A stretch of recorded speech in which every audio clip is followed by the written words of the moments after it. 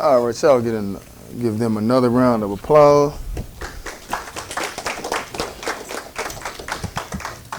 I'd like to say grace and peace to everybody that's here today, everybody that's watching online. It is once again a blessing to be here on the Lord's Sabbath day and to get into the Word. Lord, allow us to observe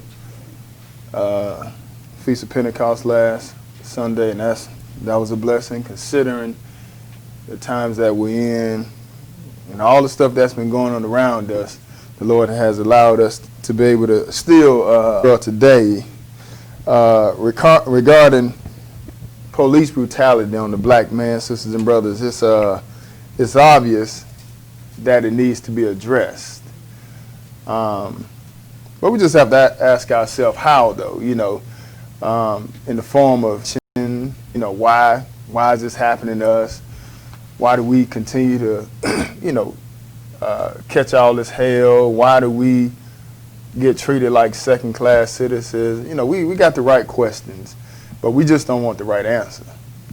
The answers we want are things pertaining to us being a part of this society, and going to church and things. You can go deal with that. Things getting better that way. But the answers that we need, sisters and brothers, it's in the Bible. And when we start dealing with the Bible, when we humble ourselves to the Word of God and actually admit that we're cursed, then that's when we're going to be able to change the situation. People talking about having a blackout, I think July 7th, not just for us, but people who stand with us. But what's that going to do?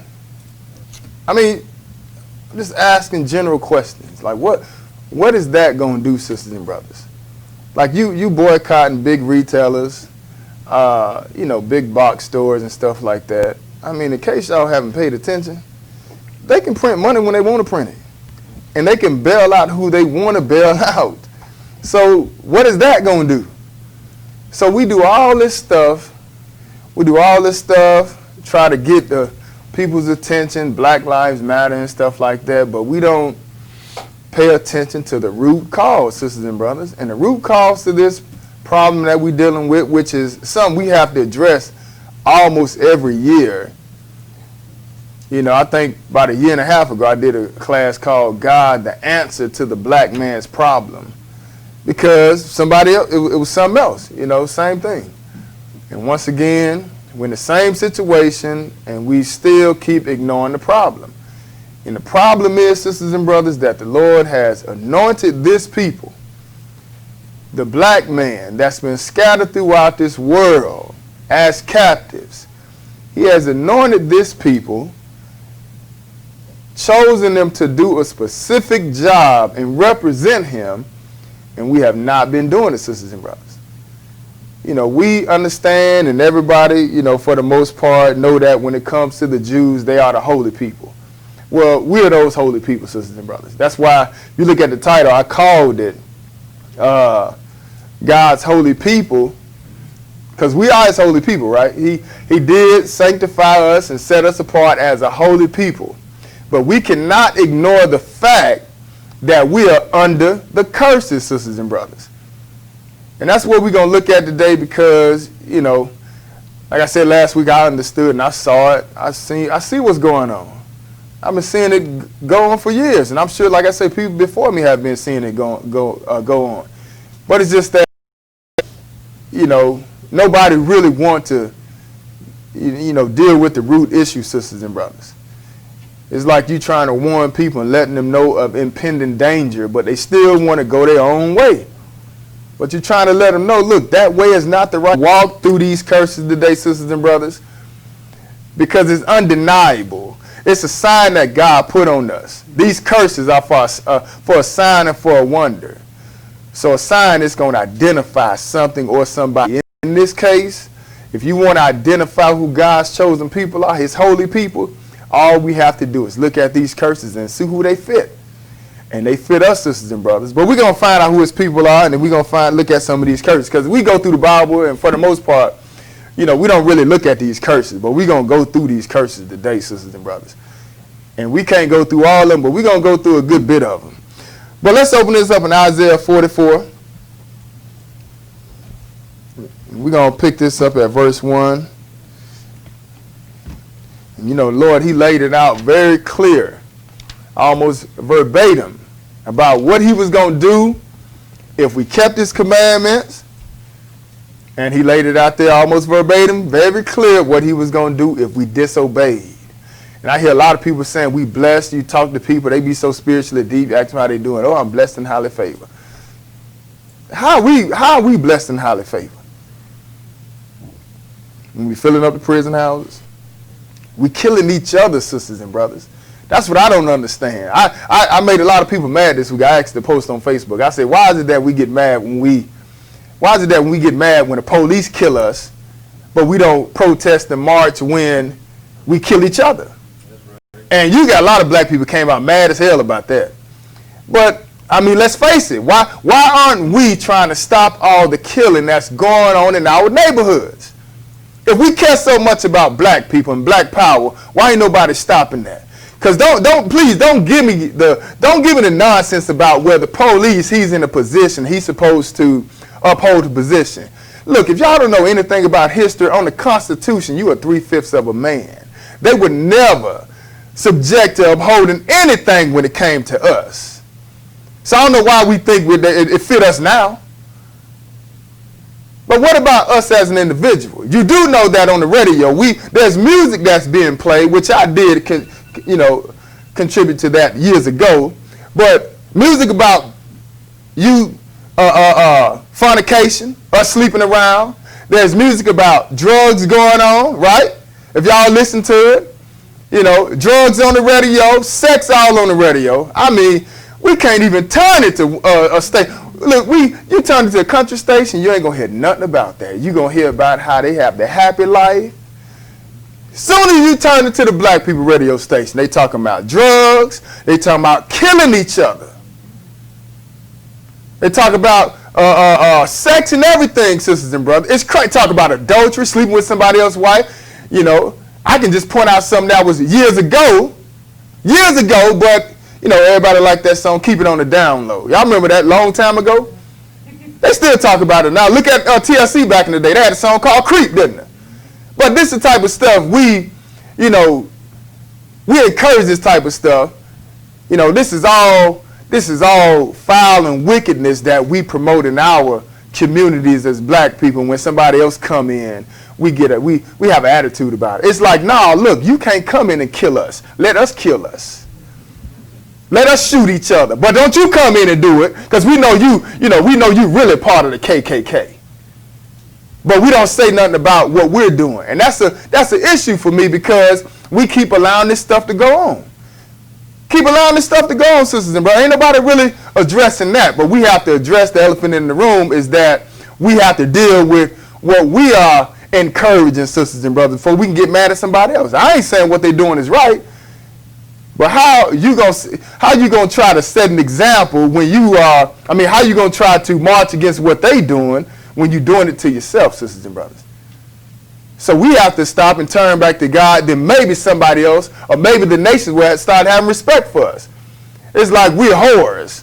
We go around and sleep with every Tom, Dick, and Harry, but yet still we want to ask people to respect us. Don't treat me like that. I'm a woman. Why you laying with everybody then? How you going to expect some respect? As a matter of fact, the Lord called us that, didn't he? He said, you got a whore's forehead. You ain't got no shame. We lay with everybody. We don't care. But open this up in Isaiah 44. We're going to pick this up at verse 1. Isaiah 44 have all the smart people coming out nowadays, all these celebrities trying to speak on our issues when things go to the news. But brothers getting killed every day, sisters and brothers. All the time. Isaiah 44, pick this up at verse 1. What does it say? Yet now hear, O Jacob my servant, and Israel whom I have chosen. Thus saith the Lord that made thee, and formed thee from the womb, which will help thee. Fear not, O Jacob my servant, and thou, Jeshurun, whom I have chosen. Okay, because what we want to do first, before we actually get into these curses, we want to look at and see who is the Lord's people. right? Because it's God's holy people under the curses. But who is the Lord's people? He said, yet now hear, O Jacob, my servant, and Israel, whom I have chosen, sisters and brothers. Jacob, we talking about Jacob, the son of Isaac and Rebekah, sisters and brothers. He had, the brother of Esau, he had 12 sons. So he dead now. But his seed, the 12 tribes of Israel are still alive and scattered throughout the world, sisters and brothers, and they have been chosen. He said, O Jacob, my servant, and Israel, whom I have chosen, thus saith the Lord that made thee and formed thee from the womb, which will help thee, what? Fear not, O Jacob, my servant, and thou, Jeshurun, whom I have chosen. Right, because overall, when it's all said and done, the Lord going to get us out of this situation, sisters and brothers, and that's where we need to really have our focus on. Our focus need to be on the Lord. Like T.I. made a statement a few days ago, you know, and like I say, you keep playing with fire, you're going to get burnt, because it's like a lot of these celebrities now starting to find out the truth. And he even said, I believe that this is biblical prophecy, but he tied the 400 years to this time right now. You know, and that 400 years that the Lord was talking about when he spoke to Abraham, that was actually during the time of the Amorites. We are in captivity now, sisters and brothers, but this ain't the 400 years. Like he said the Bible spoke about 400 years. He said we have 401. Well, that clearly should let you know that this ain't the 400 years it was talking about. If we have 401, right? But he said something in there. He said people say that we need to have guns and all this type of stuff, and we ain't ready for war. He said, well, mainly God is going to fight for one people, which is absolutely correct. And he said, and we got God. We don't need nothing else. And that's what we have to understand, sisters and brothers. You know, all the marching and looting and stuff like that, look, that's not going to change nothing. All they're going to do is go back and rebuild it. As a matter of fact, that's going to make them move further and further out. But at the end of the day, God is the one that's going to help us, sisters and brothers. That's why he says here, thus saith the Lord that made thee and formed thee from the womb, which will help thee. Because that's where our redemption lies, from these conditions that we're in. What else to say, brother? Fear not, O Jacob, my servant, and thou, Jeshurun, whom I have chosen. For I will pour water upon him that is thirsty, and floods upon the dry ground. I will pour my spirit upon thy seed, and my blessing upon thine offspring. And that's what's happening now. The Lord is starting to wake us up, sisters and brothers. As you can see, he say, look, and another name for Israel and Jacob is also called Jeshurun. But he says here, look, for I will pour water upon him that is thirsty, and floods upon the dry ground. I will pour my spirit upon thy seed, and my blessing upon. And as we wake up, notice what he said is going to happen. What he said in verse 4. Read that. And they shall spring up as among the grass, as willows by the watercourses. And one shall say, I am the Lord's, and another shall call himself by the name of Jacob. Right, but this only fit one people, don't it? You know, we're not talking about people that have been calling themselves Jews. You know, we're talking about brothers and sisters that are waking up. They even starting to call themselves by the name of Israel. You have that going on throughout all accounts for the most part, sisters and brothers. Because this is who the Bible's talking about. We are the Lord's chosen. So he said, look, one shall say, I'm the Lord's, and another shall call himself by the name of Jacob. What else it say? And another shall subscribe with his hand unto the Lord, and surname himself by the name of Israel. Right, so this is really identifying who God chosen people is, sisters and brothers. One of them going to subscribe. In other words, you're going to have people write books, write music and stuff like that, you know, regarding the Lord, regarding Israel. This is what's happening now because we are the Lord's chosen people. But move over to Psalms 147. Psalms 147. And verse 19. You can read it. He showeth his word unto Jacob, his statutes and his judgments unto Israel. Okay, still talking about one and the same, right? Because before Jacob's name got changed to Israel, it was Jacob. When he wrestled with an angel, that's when the Lord changed his name. But pay attention to what the Bible is saying regarding Jacob or Israel. He said, look, he showed his word unto Jacob, right? His statutes and his judgments unto Israel. And us being God's chosen people, our job is we're supposed to teach the gospel, sisters and brothers. Supposed to preach the gospel to the whole world. What else he say? He hath not dealt so with any nation. And as for his judgments, they have not known them. Right, but he didn't show this to anybody else. Finish that. Praise ye the Lord. Right, so he didn't show this to anybody else. This is what he gave to Jacob. He showed Jacob his statutes and his judgments, sisters and brothers. This is what he gave to his chosen people. Go look at Exodus 19 right quick. Because now we have to see what's the job of his chosen people and why is the punishment so bad. Exodus chapter 19, because look, we can't do like anybody else. For the most part, other nationalities have their own gods. They really don't live by the law per se like we supposed to, because if you pay attention, you know, we're actually getting whooped for our behavior. I mean, we getting tore up bad, sisters and brothers. But why is this punishment so bad? Exodus chapter 19, pick this up at verse 1. And this is after Israel came out of Egypt, sisters and brothers. All right, go ahead. In the 3rd month, when the children of Israel were gone forth out of the land of Egypt, the same day came they into the wilderness of Sinai. For they were departed from Rephidim and were come to the desert of Sinai and had pitched in the wilderness. And there Israel camped before the mount. That's right, keep reading. And Moses went up unto God, and the Lord called unto him out of the mountain, saying, Thus shalt thou say to the house of Jacob, and tell the children of Israel, Ye have seen what I did unto the Egyptians, and how I bare you on eagle's wings, and brought you unto myself. Now therefore, if you will obey my voice indeed, and keep my covenant, then you shall be a peculiar treasure unto me above all people, for all the earth is mine. And you shall be unto me a kingdom of priests, and an holy nation.